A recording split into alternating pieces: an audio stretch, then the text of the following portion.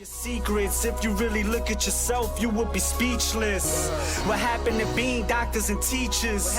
What happened to being your brother's keeper? Nowadays, kids more work. Family, my name is Kulumi from Lagos, Nigeria, and we are now watching BandClap TV. With the DJ always banging the real hip-hop.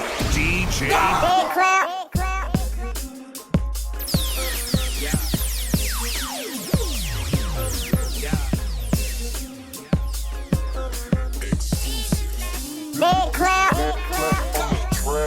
Working on the weekend like usual. Way off in the deep end like usual. Niggas swear they passed us, they doing too much. Haven't done my taxes, I'm too turned up. Virgil got a paddock on my wrist going nuts. Niggas caught me slipping once, okay, so what? Someone hit your block up, I tell you if it was us. Man, a house in Rosewood, this shit too plush. Say my day's a number, but I keep waking up. Know you see my text, baby, please say something. Wine by the glass, man, a cheapskate, huh? Niggas gotta move on my release day, huh? Got a McLaren, I'm bending cones. I ride through the seats with that burn on. I'ma get that little bitch in as if I want her. I'ma nut in that hoe like a sperm donor. Selling drugs, got the feds on us. Brand new SD with a beam on it. I'm lacing my pen with that lean on it. Sipping dirty, it's clean, then I don't want it. My pocket filled with them dead bodies. Young boy think he richer than everybody. Nigga play with my shit, I'm a red dot. That nigga start stitching the feds, got a 8 of that egg in the baby bottle. Got a 100 round clip on the wooden chop. He got him a brick and he started watching. He said he could better. You ain't never put out on a nigga and the little nigga shut up.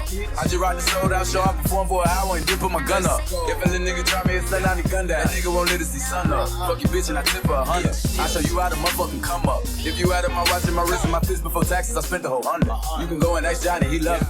Every time he see me, he see money. I put up BET with my kids and my baby mama, they like, ooh, he be thuggin'. No, I'm just a real nigga with money. Keep one in the head of that bitch like a bun. Too rich, so I just had to switch in my number. You playing. Working on the weekend like usual. Way off in the deep end like usual.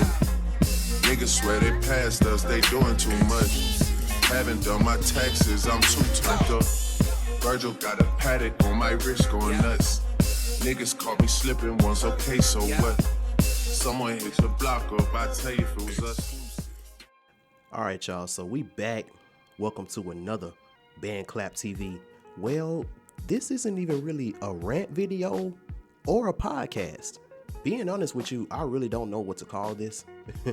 Because, I mean, I'm not ranting and it's not really a podcast. But for the sake of categories, welcome to another BandClap TV rant video. I'm still a little under the weather. This Mercury retrograde really been kicking my ass. And I've just been in this real deep type of chill mode.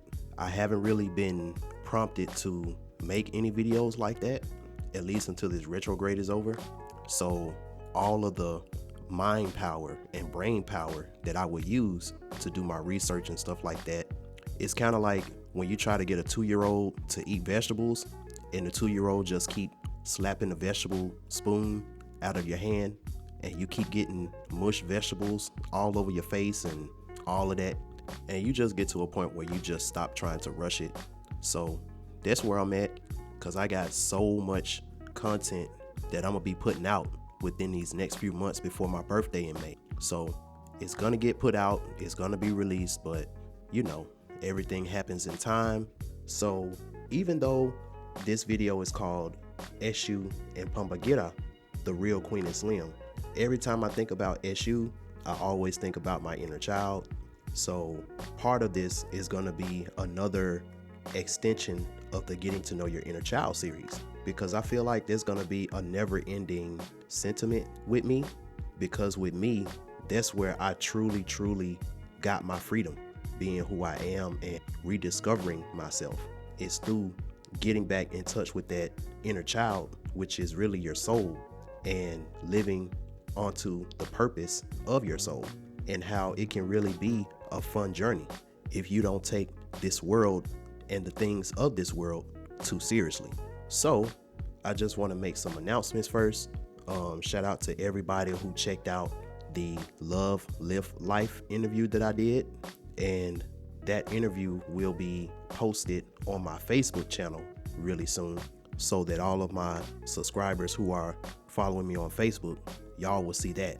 Also, please excuse the way my mic is sounding right now.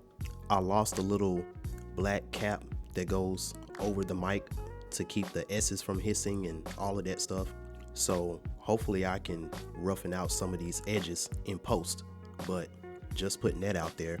Also, I just want to keep letting you all know that I still do natal chart consultations, and for everybody and anyone who's interested in that, please don't hesitate to email me at shopmeliamar@gmail.com. And also, if you're a graphic designer or you're an artist who knows how to draw something that someone may have an idea about, and you can draw it, and you also have a way to put it on t-shirts and hoodies and stuff like that, I'm looking for an artist.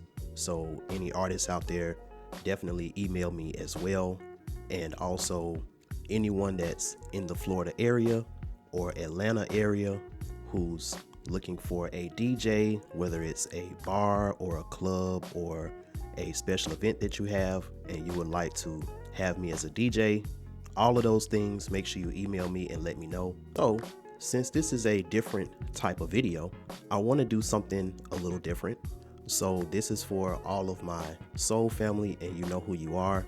If you feel like that you have some motivational words or anything like that that you would like for me to display on my channel, definitely hit me up and let me know, because you know me, I'm always trying to find new innovative ways to display my content so things won't seem too generic and routine.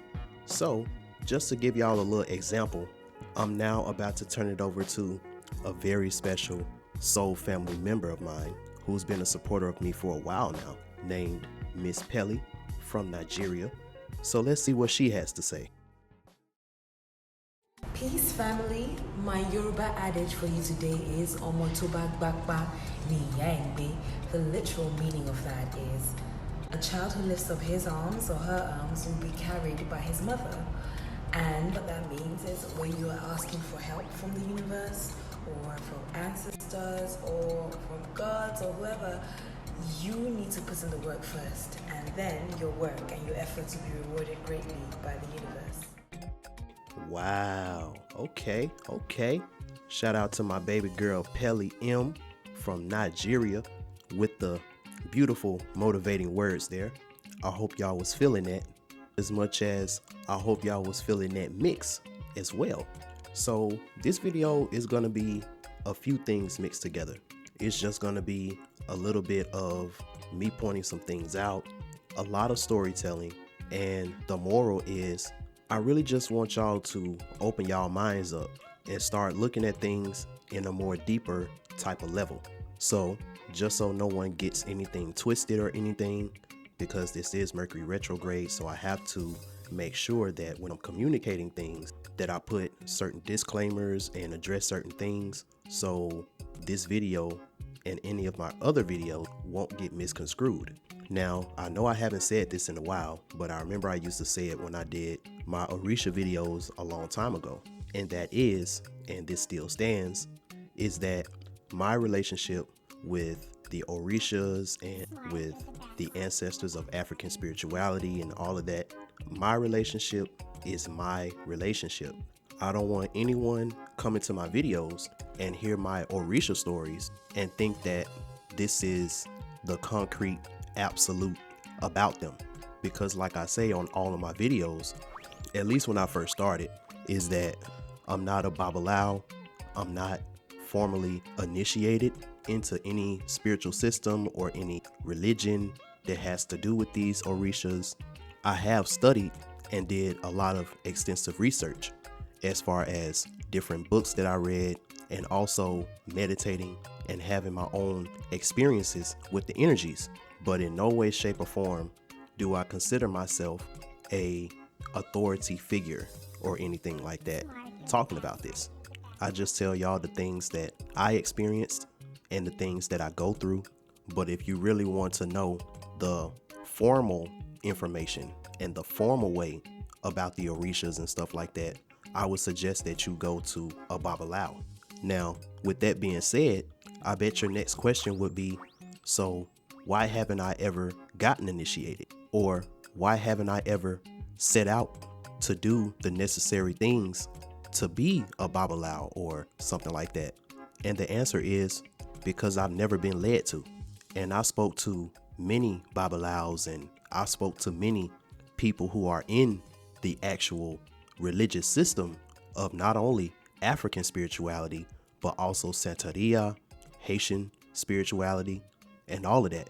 And if I was a Virgo sun, as soon as I would have found out about this information, I probably would have flew over to Nigeria or went to Haiti or went to Cuba to get initiated in all of that stuff.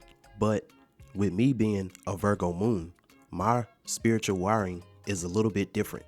See, most people, they would analyze or worship the deity. Those people are more sun-brained.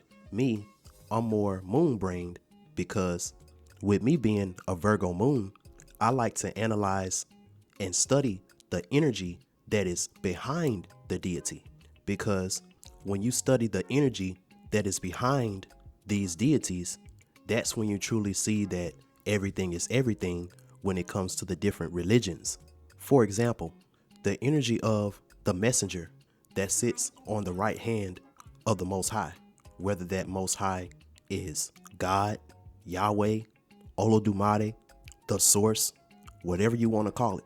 Now, when the energy of the messenger came to earth to spread the message, that energy would manifest itself in different ways.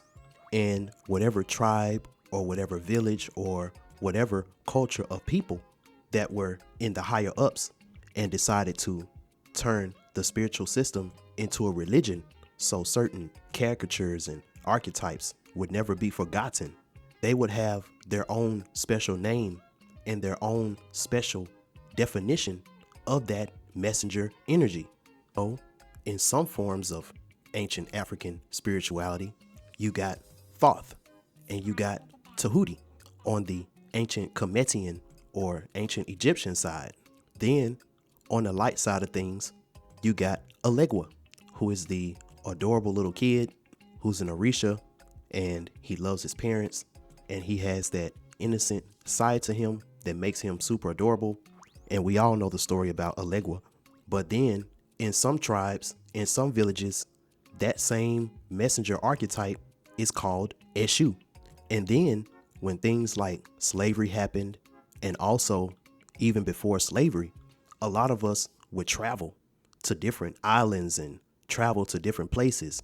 And when we would set up shop there and create communities and stuff like that, we would take our spiritual systems with us, and we would create different cultures and different things wherever we would go.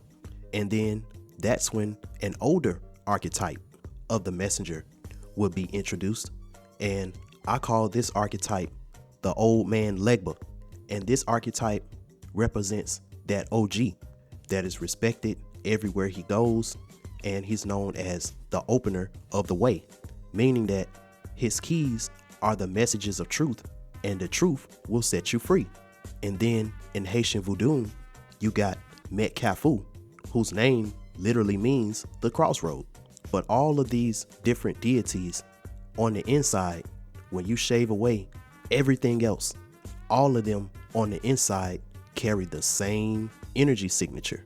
It's just that everywhere you go, the name and the backstory and the ceremony is going to be different. For example, let's take me for example. When I'm at work, on my gigs and stuff, I'm known as Rick, with the black hat on that say High Life, with the jewelry around his neck and around his wrist, with the crystals that works hard. Then to my people in Memphis, they may know me as either P or Playboy P, because that's how I started as a rapper. And I would go to shows and do collabs with Memphis rappers and stuff like that. So a lot of them would know me as that. Then in Atlanta, where I was mostly known for producing and DJing, I would be known there as BandClap, the producer and the DJ.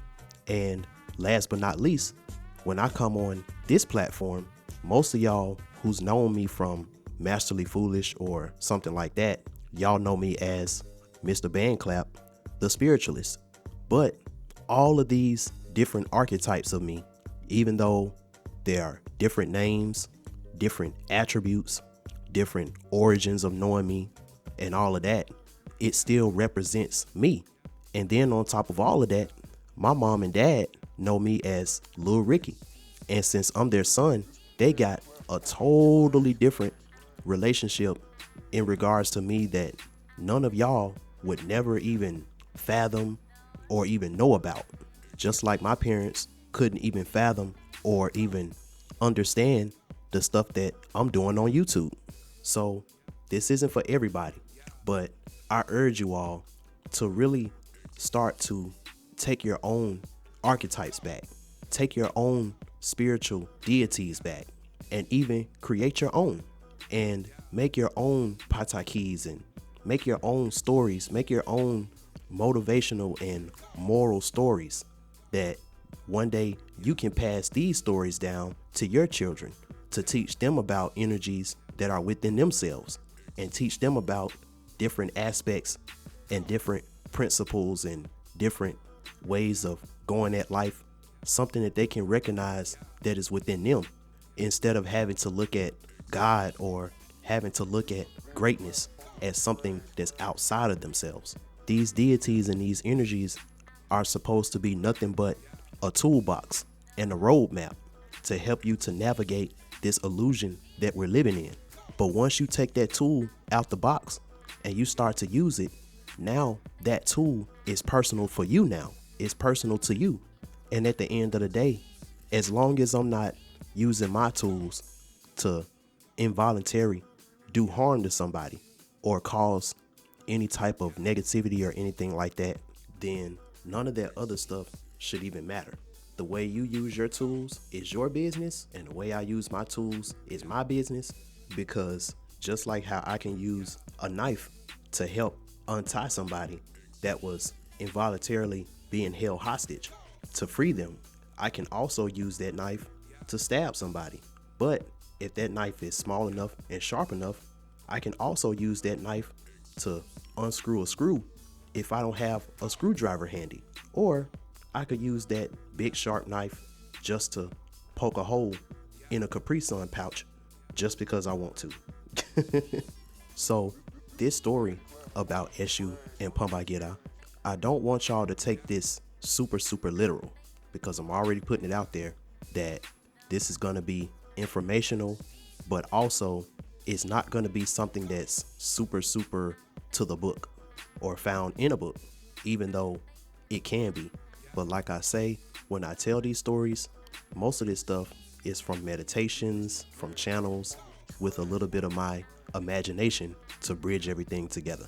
And the reason why I had to do this disclaimer, because there's a lot of spiritualists out here, and there's a lot of people out here that's setting people astray. A lot of people out here that's giving false information, and they're not really being clear about their sources, and it's just a lot of hoodwinking and bamboozling out here. And the last thing that I want to do is to be lumped under that category, because you got people out here that's leading people astray and telling stories, but they're disguising it as an absolute thing, and then people try to follow them and then they get led astray. So I definitely want to steer clear of that. So here goes. Now, I've been wanting to do this video about Eshu and Pomba Gira as soon as I found out about who Papa Legba's wife was, because every time I would see depictions and read articles and things like that, I would never hear about or ever see Papa Legba's wife. And it was only until I went into this meditation, and this has to do with a script that I was writing for a TV/movie series that I was going to come out with. So I can't really go into much detail with that because that's something that I'm still working on.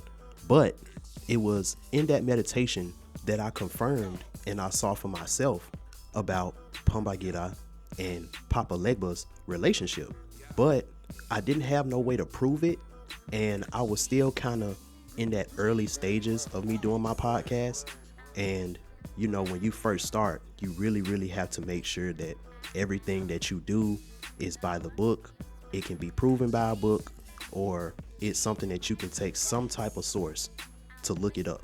But then the more things kept going along and I kept getting messages that were coming from sources astrally and stuff that I couldn't even fathom where it would come from, that's when I just started to trust more in myself, trust more in spirit, and whatever people is meant to hear the message, they're going to hear it and they're going to ingest it. And everyone else who wants to know the sources and all of that stuff, they're just not going to get the information, which is okay. And I would say either Christmas break or Thanksgiving break last year, when I first decided that I was going to start living the truck life. And for the first time, I was in a quiet space where it was just me, my inner child. I had no distractions, no outside things in my environment to cause me any type of distractions. I was getting nothing but channels between Eshu and Oshun. And I can't lie, they're like the most adorable pair ever. I mean, I just love the energy of Eshu. I love the energy of Alegua, and I most definitely love the Papa Legba energy, with me being a Gemini with a Virgo moon and also a Virgo ascendant. I truly feel at home with the energies of the messenger because these are mercurial energies, and I'm so familiar with the planet Mercury. Now, my definition of the energies, the way I see them, is a little different from what you may have seen or read about or heard about in your religion, spiritual systems, and stuff like that. And it makes sense to me, and that's all that matters. So the way I see it is that Alegua was a very, very divine Gemini child whose sole purpose was to be the divine messenger of the Most High. And just like every Gemini, Alegua, he had two sides to him. He had the one side that was super warm, adorable, little inquisitive kid who loved his parents, and the other children of Odua and Yimbo kind of looked at him the same way all the other students in the class look at the teacher's pet. But he didn't care because with him being that adorable baby child, he was able to get things out of his parents that the other children couldn't really get like that. So even before he was known as the great Orisha of the Crossroads, he already had a lot of favoritism and a lot of different privileges at home.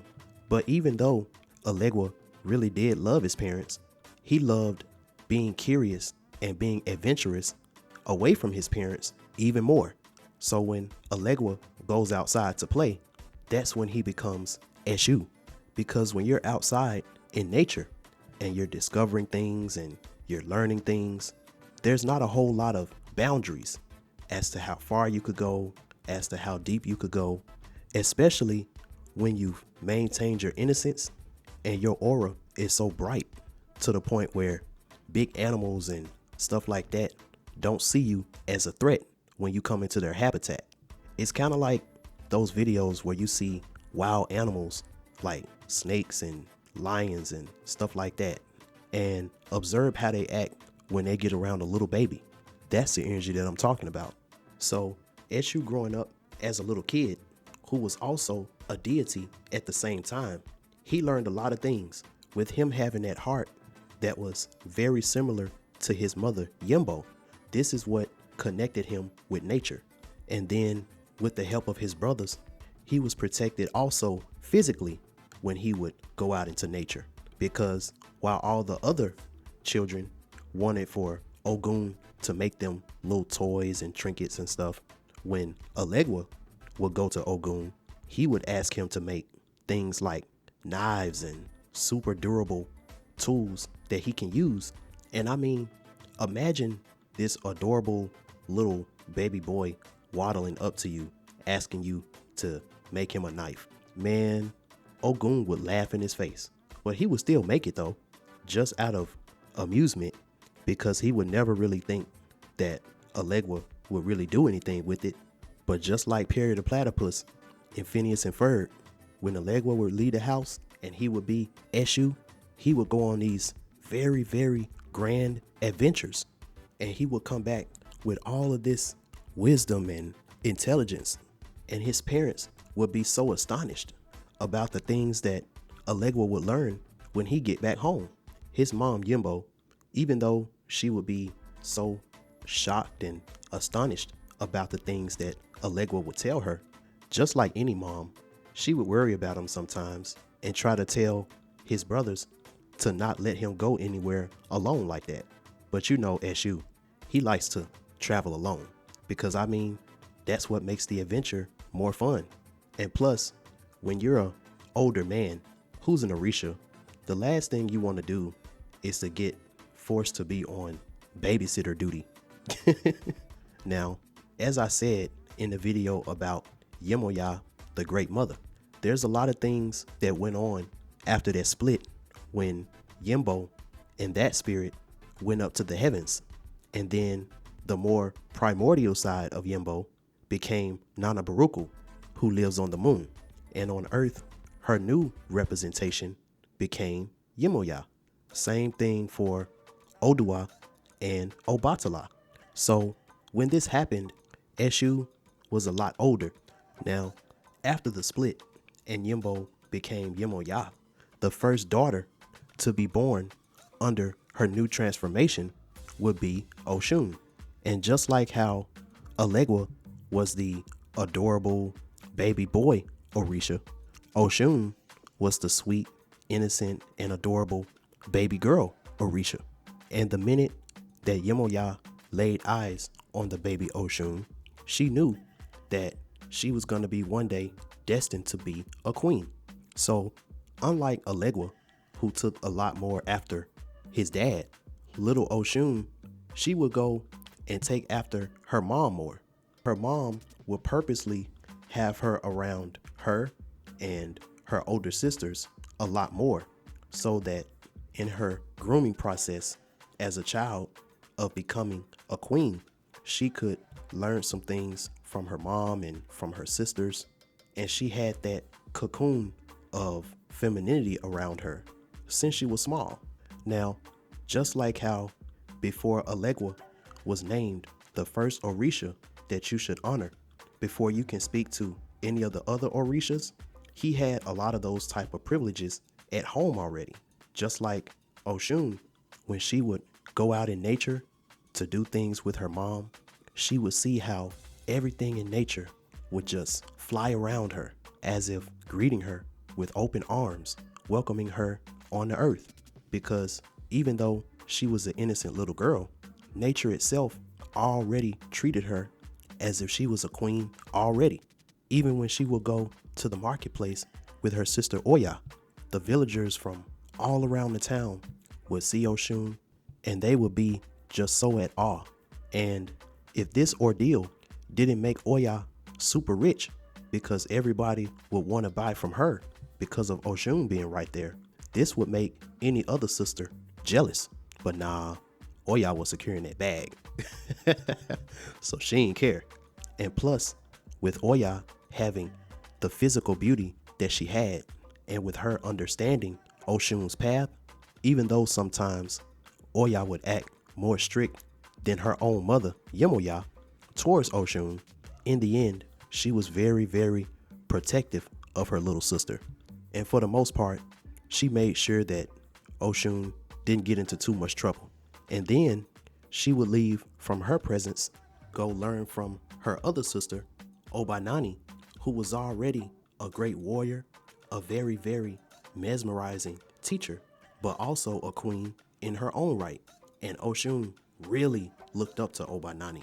And Obanani was eager to teach little Oshun everything that it takes to be respected, to be a queen and a teacher like she was. But out of all of these things, the one person that she was always the most curious about was her little big brother, Alegua, aka Eshu. Because while she's with Yemoya, learning how to be the good wife and learning how to be a good mother inside the house, she would look outside and she would see Eshu running around and scurrying about, turning over rocks and just having a good little time being Encyclopedia Brown. But she kind of knew with the protective wall that she had around her, being her mom and her sisters, she wasn't going to really be able to go out and explore and be adventurous like she saw her little big brother doing. So one day, Oshun had this bright idea to create her own little garden. Now, in her garden, she had a lot of colorful flowers and mostly sunflower because she was obsessed with sunflower. And all of these flowers attracted different animals and different birds. But among all of those things, what attracted the most to her garden were bees. And for Oshun, she started to get really curious about these bees because unlike everybody else, even though she always heard that bees could sting, every time the bees would get around her, she would never feel threatened or she would never feel harmed. And as time passed, the more sunflowers that Oshun would plant, the more bees would show up. And eventually, she had a whole beehive. And with little Oshun being out in nature, this taught her a lot of things as well. She learned about how something so small and something so simple as a bee or as a seed or even as a tree can be so important for all of the wildlife and all of the animal life and even all of the human life. So she learned a degree of love and compassion that her mom alone wouldn't have been able to teach her. So since none of her brothers wanted to get stung by the bees, she would mostly be alone tending to her garden and taking care of the bees. When Oya saw the beehive, she started seeing dollar signs because she was like, man, you keep this up. Now all you got to do is put the honey in some little jars and I can go out to the marketplace and make a killing.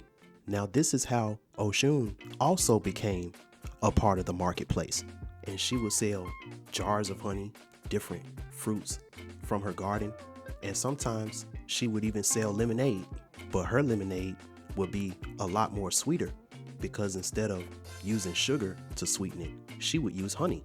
And she really fell in love with how delectable and how shiny and how sweet and how healing that honey can be. And in her life, she pretty much wanted to model herself after the honey. So the older little Oshun got, she would really put a lot of focus on loving herself in her inside as well as her outward appearance. Right across from the garden, that was this huge field now, since she's a little bit older, was a flowing river. And when she wasn't tending to her garden, she could be found at the river looking at herself in the water and just admiring how she looks. And then she would take the money that she would get from selling things at the marketplace, and she would buy gold earrings and shiny necklaces and all of these things that looks so shiny in the sunlight. And then she would go to the river and marvel at herself. And everybody from far and wide would look at Oshun as this very innocent, beautiful, irresistible princess who had this flawless skin because she learned how to use not only honey, but other different roots and plants and stuff like that. And she would learn how to create her own soaps and her own beauty products.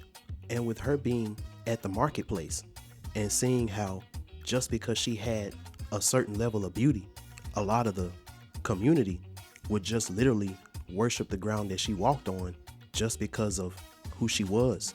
She would always feel this overwhelming sense of responsibility, something that at the time she really wasn't ready for it like that, because even though she was destined to be a queen, at this time she was still the little princess who wanted to have her own adventures.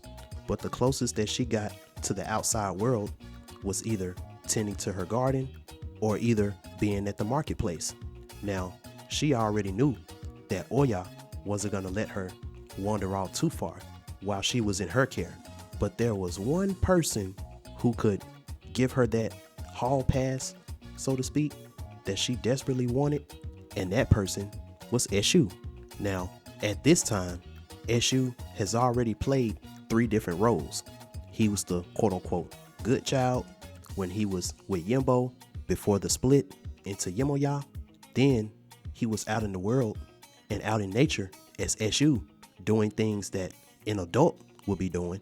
So he had that type of experience and that type of respect. And then also on the flip side, he had to be more of a father figure to his little brother, Orunmila. Because remember when I told y'all that in the Patakis, it was saying that Orunmila was supposed to be the son that was put to death. But since the Most High told Elegua not to put him to death, instead he dug Orunmila a little hole, but then he put some air holes at the top so he could breathe.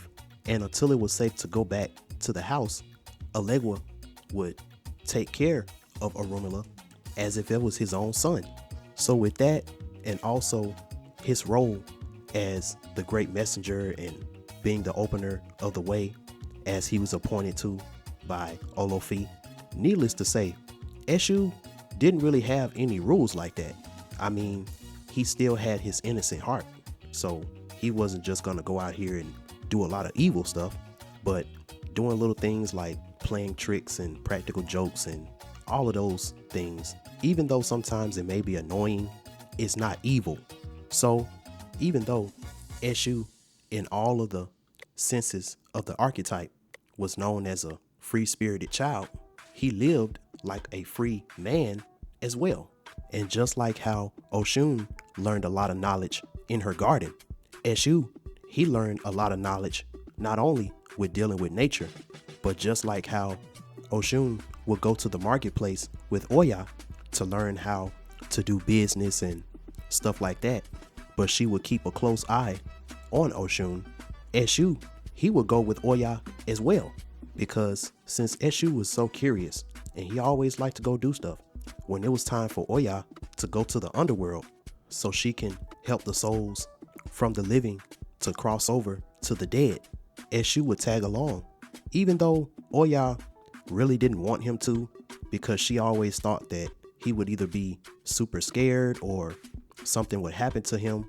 But unlike with Oshun, Oya would be so caught up in her work, she would forget that little Eshu wasn't beside her. So he'll waddle around in the underworld, and the same way that he would do on the light side, he would start to do the same thing on the dark side. And this is really what made Eshu into a warrior, into a protector. And the older he got, he started to get a lot of respect on the dark side as well as the light side. So he would come home and tell these elaborate stories about all of these monsters and all of these different things. And Oshun would be so fascinated, and she wished that she could go too. But the only way that she could really leave the house is if Eshu would decide to take her along with him, and he would have to make sure that she's protected and that she doesn't wander around and get into any trouble or anything. Which for Eshu, he really didn't like traveling with anybody else. He was kind of a solo act, just like in that podcast when I was talking about how Oshun learned Shango like the back of her hand. Even though her little big brother was still a mystery to her, there was a few things that she knew that he just couldn't resist. So she knew that as long as she would supply those things, maybe it would change his mind and they can go on some adventures together. So one thing she knew was that Eshu really loved candy. So little Oshun set out to go to her garden to get some different fruits that she thinks that Eshu would like. So she went and dried some fruits, put some sugar on them, made them taste real good. And then she took some of her honey and hardened it and mixed it with these dried fruits and stuff. And she would make this candy from scratch that was made out of the honey and the fruits. And she thought to herself, surely once Eshu gets a taste of this, he's definitely gonna let me start tagging along. And then she understood another thing about Eshu. Even though he's always going to be protective, he doesn't want it to be to the point where it starts to interfere too much with his freedom. Meaning that she knew that if she wanted to tag along with Eshu, she would have to be able to fend for herself. And she can't be a damsel in distress in the times of trouble. So she too will go to her older brother Ogun and ask him to make her some weapons to defend herself. Now, Ogun looking super puzzled because he knew that she was supposed to be a queen one day. And he looked at her and said that if you're going to be a queen, your king is supposed to fight for you. So you shouldn't have to fight. But being a sweet talker that Oshun was, and also bribing him with some of the honey that she had left over, he went ahead and welded her a few things so she can defend herself. And then, last but not least, she knew that Eshu is attracted to innocence. So she knew that if she wanted to ask Eshu to tag along with him, she would have to use her innocent, feminine baby voice in order to do it. So she knew that when Eshu would leave out in the morning to go on his adventures, he would come back during the afternoon just to get something to quench his thirst, and then he would go back out. So Oshun, knowing this, she sets out to make a picture of her sweetest lemonade. So when it was time for Eshu to come back, she can flag him down and start to put her plan in action. So I would imagine that that conversation would have went a little like this. Yoo-hoo! Ooh, hello, Oshun. Hello, Oshun. Hello. What are you doing? I knew you'd be thirsty, so I made you some lemonade too. Ooh. Thank you. And just like she suspected, he was killing that lemonade. And while he was drinking it, Oshun was trying to ask him, but he was so busy drinking all the lemonade, he didn't even hear what she was saying. So after he pretty much devoured the whole pitcher of lemonade, Oshun went on to go with the rest of her plan. Thank you. It was real good too. Yay! I'm glad. I worked really hard to make it just right. Well, I'm fit to go and go do stuff. So I'll see you later. Ooh, I want to go do stuff too. Can I go? I promise I won't be any trouble. And just like she suspected, Eshu was like, I don't know. I don't know about that. So this is when little Oshun went and got her tools and her basket of goodies, and then she said, Hey, look, I got us some fruits and some candy, so you won't be hungry. And Ogun made me a knife too, so I'll be safe. And then I'll bring lots of lemonade too, so I can go, please. and when she said that and put that irresistible baby face on it, that was enough to persuade Eshu to take her along, at least for a little while. So with this, Oshun was finally able to go out and have adventures and really explore the outside world, even if it was just for a little while. Because even though Oshun was a joy to be around, without her knowledge, she would substantially slow Eshu down. Because since Eshu has been out in nature and been out in the world for so long, he kind of has his own way of doing things, and he kind of knows his way around. But Oshun, on the other hand, since this is her first time being out, she wants to stop and admire every little piece of nature that she sees. Every flower, every insect, every tree, every bird. And plus, since Oshun was around her mom a lot, when Eshu would want to play games, the only game that Oshun would want to play is house. And even though he really liked the fact that his sister wanted to take care of him, and she would always be that motivating force behind him, and since she was by his side, if anything happened that he may have ran out of things in his bag to either heal himself with or fend off enemy spirits or animals or anything like that, she would be able to pick up the slack.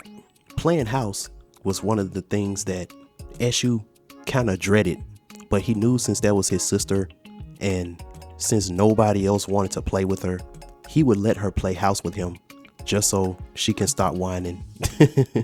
So just like Eshu looked at the little animals and all of that stuff as his friends, Oshun, she looked at the animals as her children, the same way that Yemoya looks at the animals and the sea life. And it kind of makes sense because all the daughters of Oshun that I know, most of them don't eat a whole lot of meat like that. And that's how they're able to keep their bodies toned and looking sexy and stuff. And all the guys that I know who got that Eshu alpha essence about them, they're always out the crack of dawn, getting a hustle on, grinding, doing stuff, always learning. And when it comes to women, they can never seem to be in a one-on-one monogamous relationship with a woman. But since he's always got something going on and he's such a mystery to women, women are always trying to figure out what they need to do to be in his life. So with most guys that I know who got that Eshu energy about them, they don't really have problems with women like that. But in most cases, you will see them riding solo, and that's by choice. And if they do got a chick with them, she's like the Oshun character in my Pataki. She got a lot to offer him. She has a lot that she's bringing to the table to support him. And overall, she's a ride or die for him, which was everything that Oshun was to Eshu. And with their relationship with each other, Eshu never looked at Oshun in a superficial and glitz and glamorous type of way. He just looked at her as his sister, so she could always be herself around him, other than when she would go out to the marketplace with Oya and she would have to put on this different type of face because she was looked at as a princess and as a queen there. Translation: all my guys out there, it don't matter what type of woman you trying to get with. She can be a businesswoman. She can be a woman that's an entrepreneur. She got her own business. She doing her own thing. She may be a public figure. She may be an actress, or she may be a high profile stripper or something like that.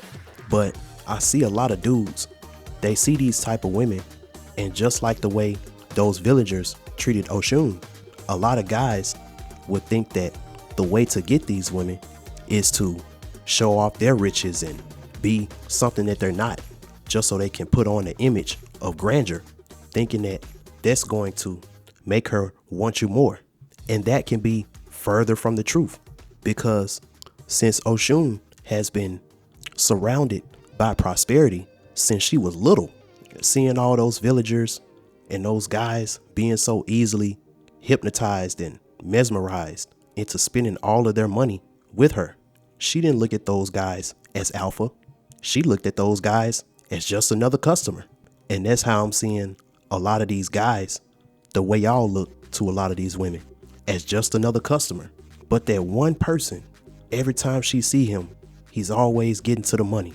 Every time she sees him, he's always opening up a new business, got a new venture, doing something different, always doing something new, always got some inventive and innovative ideas and talking about things that nobody else is on.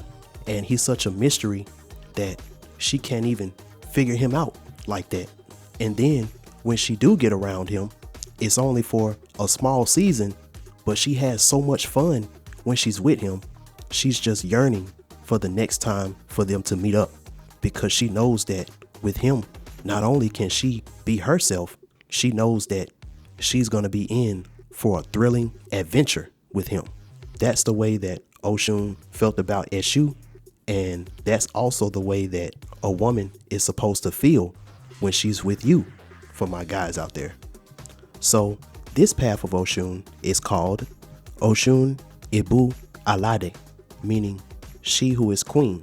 And this is the version of Oshun who, even though she knew that she had a responsibility to be a queen, every chance she got to go have an adventure with Alegua, she would go do it. And they would have so much fun, even though it was for a short period of time, because Alegua would play a trick on Oshun and she would end up back at the house. And then Eshu would run away and go back into the forest. And since he's nowhere to be found, she would be forced to stay back at home. So as Oshun grew and got older, and all of her brothers and sisters started to claim their rightful place as the great Orishas that we know today.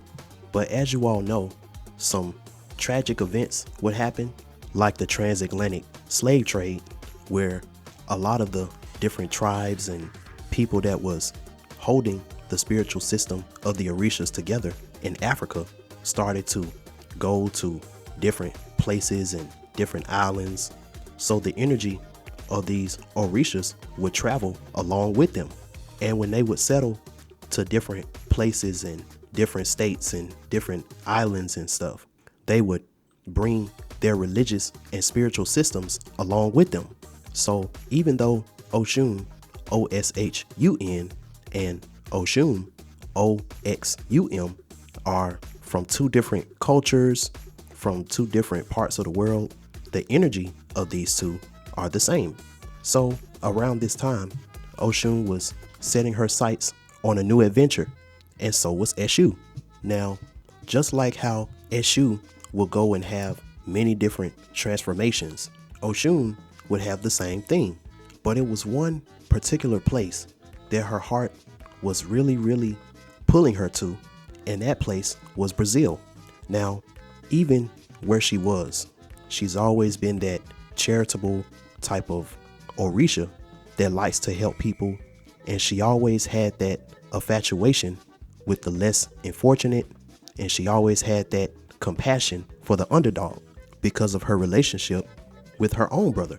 And she saw how in the ghettos there was so much evil going on, and there was a lot of prostitution and a lot of women that were struggling in need of something to empower themselves, and she felt that that's where she should go next. But with her assessing the situation, she knew that if she came as the way she is now, she wouldn't really get the respect that she would need to really make a difference in Brazil. So remember when I told y'all that Oshun has many paths, and with her being Ibukole, which was the ugly bird, it's one of the more exalted forms of Oshun, because it was that ugly bird who had to get the job done to save the kingdom.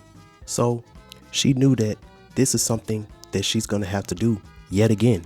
But she did have a lot of help. Since Oya was equally protective over Oshun, she knew that in order for this to work, she would have to use Oya's energy as a vessel. So that way, Oshun can still maintain her physical beauty, but also have a warrior-like edge to her as well, since she's going to be dealing mostly with the underworld, aka the ghettos of Brazil. And even though she knew that she had to pretty much rebirth herself, she kept a little piece of her so that she can have the utmost of femininity, sensuality, and all of those things that made her sweet and irresistible in Yoruba. And then, last but not least, she never forgot about the adventures and the thrill and all the things that she went through with Eshu. And Eshu, knowing that they're going to be separated for a while and they're going to have to try to find their way back to each other. So they came up with this thing to where no matter where in the world or no matter where they end up, they're going to always be able to identify each other energetically. So Oshun gave Eshu a small vial of her sweetest honey and told him to keep that in his heart, so that no matter what type of incarnation that he's in, if he meets a woman and if he wants to know that is her, if he can look beyond that woman's beauty and look inside her heart, and if her heart is as pure as that vial of honey, he would know right then that it's her. And then Oshun looked at Eshu and asked him, so how would I know how to find you? And that's when Eshu reached in his pocket and pulled out his little pet mouse and gave that to Oshun. And he said, you see how innocent that little mouse is? And all he wants to do is scurry around and explore and get food and all of that. No matter what type of trouble that I end up getting into, or no matter what type of negative stigma, or no matter what type of bad name that I'm gonna end up getting when I go here, the way you're gonna know that it's really me is if you can look inside of my heart and see that same innocence that little mouse got. And before he would make his transformation, he set out to create a little house at the crossroad where he likes to go on his adventures. And he told Oshun anytime she wanted to come by and play house, since nobody else wanted to play with her, he didn't mind as long as she brought some of that good lemonade with her and those honey flavored candies. And overall, they made a promise that no matter how this transformation is going to end up for both of them, that one day they're going to end up finding each other so they can play again and go on some more adventures together. So with that being said, Eshu went off to do his transformation and to live out his new life, waiting to meet Oshun again. And then Oshun, with some help from Oya, went on to undergo her transformation, or should I say many transformations and paths of what we know now as the Pomba Gira of the 7 crossroads. So this is only part 1, and I want to go ahead and stop it right here. Like I said, this story was just meant to show y'all how energy flows and just encouraging y'all to study the energy that are behind these deities and not just the deity itself. Like I said, this is strictly just a story, and I hope y'all enjoyed it. Shout out to my good friend Aaliyah for doing the Oshun voiceovers for me. And not only was this a spiritual type of story, I wanted this to kind of be like a relationship type of story too, because the only way that you can have somebody to understand you like a brother and sister is that as a guy, you have to know yourself, and then as a woman, you have to know yourself, and then y'all have to come together and learn each other. And just like all the things that Oshun brought to the table when it came to dealing with Eshu are also the main 3 things that us as guys, we look for in a woman. We look for that constant positive reinforcement and motivation, which was the reason why little Oshun was always a joy to be around. Also, as men, we look for a woman that is in tune with her femininity, where she knows how to use her essence to nourish and heal. Just like when Alegua would get thirsty, Oshun would have some lemonade for him, and then if he ended up slipping up and hurting himself or anything like that, and he didn't have the things in his bag to heal himself, she was right there to help him out. And that innocence part, as a woman, that plays into your femininity, because just like how our innocence makes us masculine as a man, as a woman, your innocence is what really brings out that femininity. So the next part of this story is going to be about Eshu's life as the EXU, and also the many faces of Pomba Gira. So I hope y'all like this. Like I said, be sure to follow me on Instagram, BandClap TV, Facebook, BandClap TV. If y'all want a natal chart reading, natal chart consultation, be sure to email me at shopmeliamar@gmail.com. And as always, BandClap TV, we out, and stay shining, stay shining.